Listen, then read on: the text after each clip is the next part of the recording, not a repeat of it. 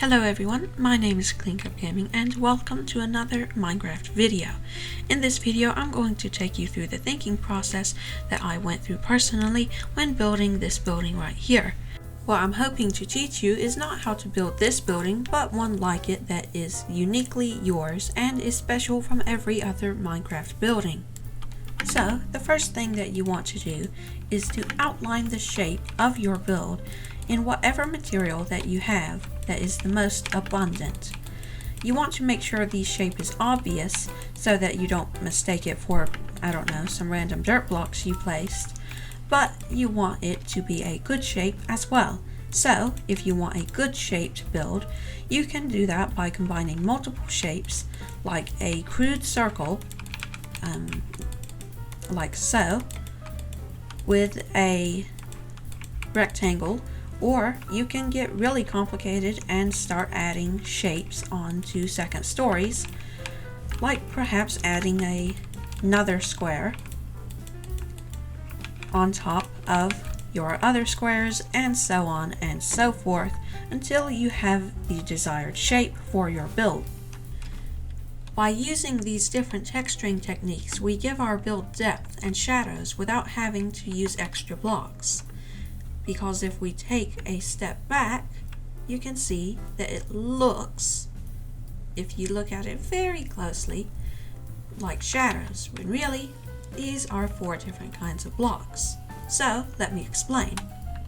You see, in order to add depth, I went with a gradient from the smoothest texture to the roughest texture. The roughest texture being diorite, and in between the smooth quartz, wool and calcite. And from far away, it gives it this unique gradient look, which really we are going for gradient, but I do like to use the diorite sparingly as it is a very busy texture.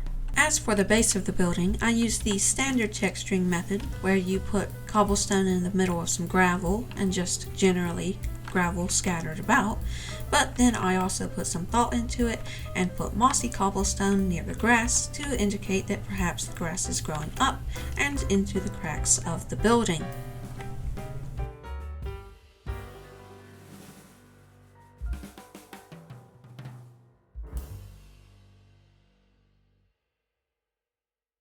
Now I know that roofs look intimidating and that you might think that they are really hard to build. Now that would be true in survival mode just because, well, it's hard to maneuver when you can't fly around like I am in creative mode. But if you're just building this in creative mode, you should have no problem building a roof like this. All you have to do is make sure that it hangs at least 1 block out from the shape that you've made. You go up steeply at first and then round it off with some slabs and regular blocks at the top. If you want, you can add a chimney for some added life to your build.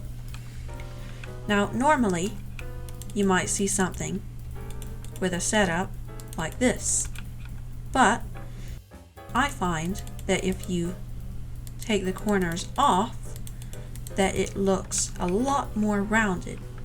And of course, trial and error is the best way to find the sort of roof that you prefer the most, so I leave that to you.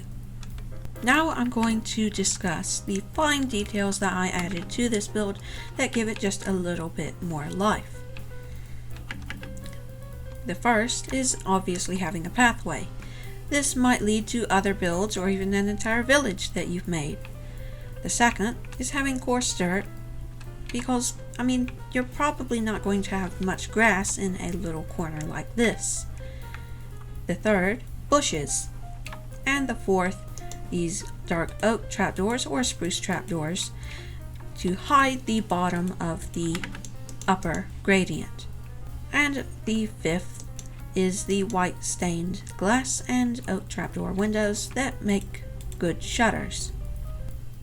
Go ahead and add coarse dirt where there isn't much sun and not much water. So if you're imagining rain, it would probably flow down here, but this area wouldn't get much sun if we had, say, a mountain over here that blocked it during the evening. Then add bushes where there would be a lot of rain and stuff. So say the mountain was like that, then there would still be enough sunlight for some bushes, or at least Minecraft bushes, and the water would be plentiful. So just sort of think logically when you place bushes and when you place coarse dirt.